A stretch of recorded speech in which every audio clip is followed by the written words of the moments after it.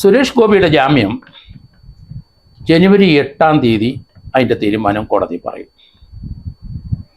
അദ്ദേഹത്തിന് എതിരായി Nadakkavu police register ചെയ്ത കേസിനകത്ത് 354A വകുപ്പായിരുന്നു ആദ്യം ഇട്ടിരുന്നത്. അത് 1 വർഷം മുതൽ 2 വർഷം അല്ലെങ്കിൽ 3 വർഷത്തിനകം ശിക്ഷ കിട്ടുന്ന വകുപ്പായിരുന്നു. ആ കേസ് അദ്ദേഹത്തിനെ ചോദ്യം ചെയ്ത് നടക്കാവ് പോലീസ് വിട്ടു, അറസ്റ്റ് രേഖപ്പെടുത്തിയില്ല.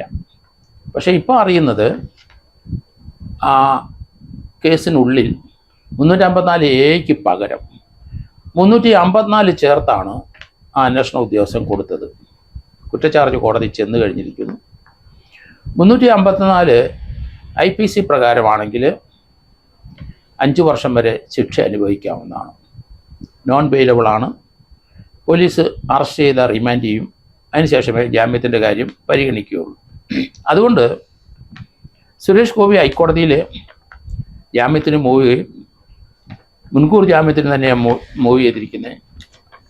അതിന് ഗ്രൗണ്ട് പറഞ്ഞിരിക്കുന്നത് അദ്ദേഹത്തിൻ്റെ മകളുടെ വിവാഹമാണ്. ജനുവരി 17-നാണ് ഈ വിവാഹം. അപ്പം തന്നെ അറസ്റ്റ് ചെയ്ത് റിമാൻഡ് ചെയ്താൽ തൻ്റെ മകളുടെ വിവാഹം നടക്കില്ല. അത് മുന്നിൽ കണ്ടുകൊണ്ടാണ് തനിക്കെതിരായി 354 എന്ന വകുപ്പ് കൂടുതലായി ചേർത്തിരിക്കുന്നത്. അതുകൊണ്ട് മകളുടെ വിവാഹം നടക്കണം. അത് ഗുരുവായൂർ വെച്ചാണ് വിവാഹം. അതിൻ്റെ പാർട്ടി അതിനുശേഷം തിരുവനന്തപുരത്ത് വെച്ചാണ്. അവിടെ ജനുവരി മാസത്തിൽ മകളുടെ വിവാഹമായിട്ട് നല്ല തിരക്കിലാണ്. അതിൻ്റെ റിസപ്ഷനുണ്ട് തിരുവനന്തപുരത്ത്. മലയാള സിനിമയും അല്ല, ഇന്ത്യൻ സിനിമയിലെ ഏറ്റവും ഉയരം കൂടിയ വ്യക്തികളിൽ ഒരാൾ തന്നെയാണ് സുരേഷ് ഗോപി. അതുകൊണ്ട് അദ്ദേഹത്തിൻ്റെ മകളുടെ വിവാഹം ചിലപ്പോൾ ആൾക്കൂട്ടം ഉണ്ടാവും, നടന്മാരെല്ലാം വരാം, നല്ല തിരക്കുണ്ടാവും. അത് തടയിടാൻ വേണ്ടി തന്നെയാണ് തനിക്കെതിരായി ഈ കേസിനകത്ത് 354 എന്ന വകുപ്പ് അഡീഷണലായിട്ട് ചേർത്ത് കുറ്റച്ചാർജ് കൊടുത്തതെന്നാണ് അദ്ദേഹത്തിൻ്റെ ഒരു വാദഗതി.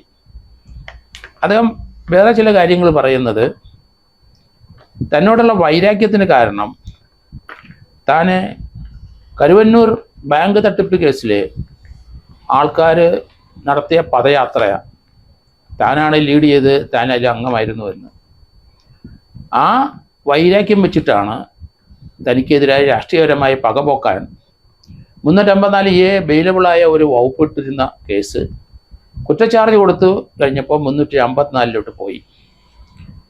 അത് രാഷ്ട്രീയമായ എതിർപ്പുള്ളത് കൊണ്ടും രാഷ്ട്രീയപരമായി തന്നെ നശിപ്പിക്കാൻ വേണ്ടിയിട്ട് തന്നെയാണ് ഈ ഒരു വകുപ്പൂടെ ചേർത്ത് കുറ്റച്ചാർജ് കൊടുക്കാൻ കാരണം.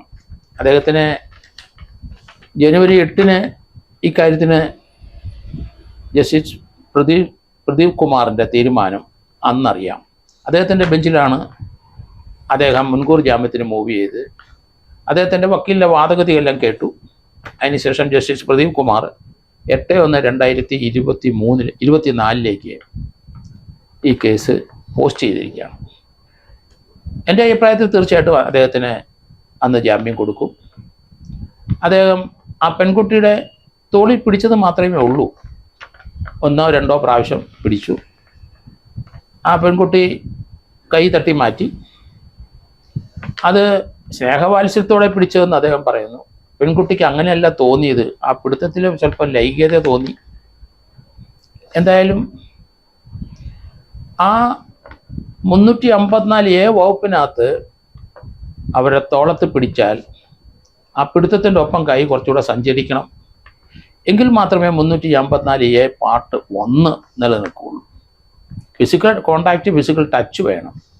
പക്ഷേ അത് തോളത്താണ് തട്ടിയത്. ആ തട്ടിയിട്ട് കൈയെടുത്തു. അത് ആ ഫിസിക്കൽ കോണ്ടാക്റ്റ് 354A പരിധിയിൽ വരില്ല,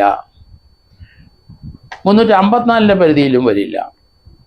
അത് 354 അദ്ദേഹം ആ രീതിയിൽ ഒരു 10-20 ചാനലുകാരും മീഡിയക്കാരും നിൽക്കുന്ന സമയത്ത് കടമ്പുര ക്ഷേത്രത്തിൽ നിന്ന് അദ്ദേഹത്തിൻ്റെ ഹോട്ടലിൻ്റെ മുൻവശത്ത് വെച്ചായിരുന്നു ആ ഇൻ്റർവ്യൂ കൊടുത്തത്. എല്ലാ പത്രക്കാരും ഉണ്ട്. ആ സമയത്ത് തീർച്ചയായിട്ടും 354 മനസ്സിൽ തോന്നാത്ത കാര്യമാണ്. 354 തോന്നില്ല.